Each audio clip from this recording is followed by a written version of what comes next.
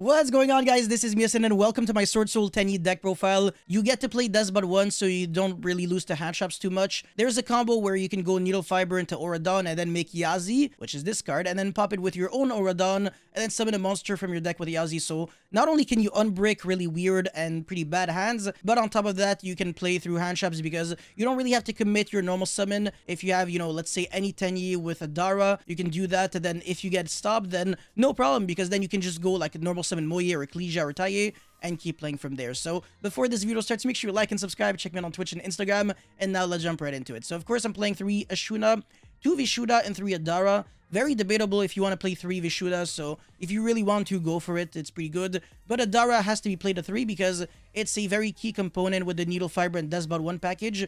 And even without that package, Adara is still so good that I might still consider playing 3. Anyways, I'm also playing 3 Longyuan with 2 Taye, 3 Moye, 3 Ecclesia. This is so incredibly standard that I don't really want to explain it too much. 1 Shatana. This card is only important for like 2 things. So first of all, if your Moye gets stopped, like Veilord for example, and you have Heavenly Dragon Circle, what you can do is then chain the Heavenly Dragon Circle, tribute your Moye as cost, so you still get to summon your token, and on top of that, you get to search your deck for a Wyrm, which would be the Shatana, which is a level 4 non-tuner. So since you have a level 4 tuner in the form of your token, that is a non-effect monster, you get to summon your Shatana, and then still get to play with, Chijiao and stuff like that. And another thing is that you get to summon this with Ashuna, make the Monk, and then set your Blackout, and when you pop the Monk with Shatana in the grave, you obviously pop 2 cards with the Blackout, but on top of that, you get to revive back your Monk and destroy another monster your opponent controls. In a way, it is kind of like an additional interruption on top of everything that you have, and kind of like an extender enabler thanks to Heavenly Dragon Circle. So that's the reason why it's there. For the hand shops, I'm playing 3 Ash, 2 Ogre, 3 Veilor, and 3 Imperm in a 45 card deck. So the maths end up being the same since you're increasing 5 cards in your deck. You're playing 2 additional hand shops than the typical build, but with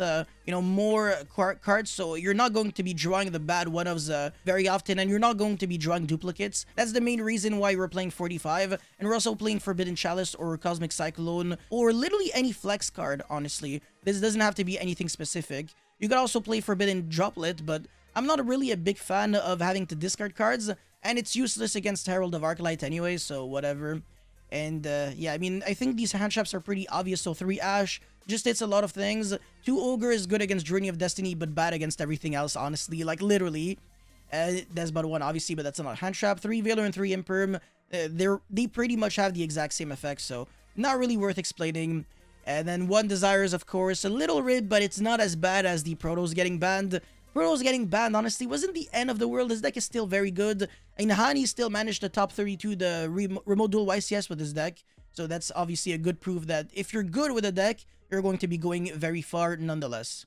And then 3 Emergence, which is the reinforcement of the army. Searches any Swordsoul monster from your deck to your hand. Has another neat graveyard effect, so if you want to banish it with the effect of Taye, you can make your Taye level 3, or I think any Swordsoul monster, so even your tuner. And now you can make Yazi. You could also increase the levels, so instead of making it lower, you can make it higher, and have like a level 9 monster like Shen Shen, for example, but I don't really recommend it too much. Now 2 Vessel of the Dragon Circle. This card is really broken. I want to say sometimes better than Heavenly Dragon Circle. It really depends on the context. This card used to be better because you could search the Protos right away, whereas this you would have to go through a little more loops. Like you would have to foolish the Protos and banish it with Taye and then recycle it back with the Dara, so it was a little trickier to get. But Vessel is just a really good card at foolishing your Ashuna and then searching your Dara or something like that. So the Monster Reborn, I don't understand why people don't play this card. I mean, it's a really good one-off, but any more than one would be suicidal. And then, like I said, 3 Chalice, just very good card. But it could honestly be any flex spot, so yeah, it doesn't really have to be Chalice. 2 Circle and then 1 Blackout, and that's pretty much it for the main deck. For the extra deck, I'm playing Ruddy Rose Dragon, which I don't know if people still play. I really wanted to, make this my own concoction. So Ruddy Rose is a nice card against Destiny will destroy Phoenix Enforcer, because the Phoenix would be in the grave with like Celestial and everything. So you just go banish everything in one shot, and that might just be game already against so many decks because your opponent has absolutely no follow-up, and maybe your opponent just plays a graveyard-based deck. Maybe your opponent plays Fairy Tale Snow with like 20 cards, and Ruddy Rose is like one of the best answers to that, whereas Baroness, only trading 1 for 1, not good enough. So Ruddy Rose, because of its impact, can be very nice. It has another kind of like a Stardust Dragon-esque effect. This card might actually just be cut for a second Baxia, but it really is up to you. And now, of course, the Chengying, this card is broken, you need to play it. There's also, I think, the other Swordsoul monster, but I don't know how good it really is. Now, Baroness, Chaofeng, Dragite with the Draco Berserker of the Tenyi. This is one of the other level 8 monsters that you can still make under a Shuna lock, because you can only summon weird monsters for the rest of the turn. And now 2 Chijiao, 1 Baxia, which of course can be played at 2. 1 Yazi, this is needed for like so many plays, so you really have to play Yazi. Oradon, Shaman, Needlefiber, and Double Monk. So for the most part, I think this main deck is okay, and the extra deck should be relatively decent, but it can still be fine-tuned. And I don't really have an idea section, just a semi-completed side deck, which I kind of will, I guess, commentate on a few things. Nibiru is good when you have it in tandem with another hand shop, but on its own, this format, it's not good enough. Pancratops is also decent. It has the flexibility of either destroying, like, you know, annoying monsters and monster negations, jumping over stuff and then destroying. And it can also destroy There Can Only Be One, which is very important. And then, of course, Jewel and Logbird with Cosmic Cyclone. Cosmic Cyclone has to be played. I think it's the best back removal in the game right now. So much better than Twin, because you get to hit Artifact Scythe with it. And you get to hit, you know, just so many annoying cards. And you don't lose the King of the Sky Prison. I guess the new name is Lord of Heavenly Prison or whatever.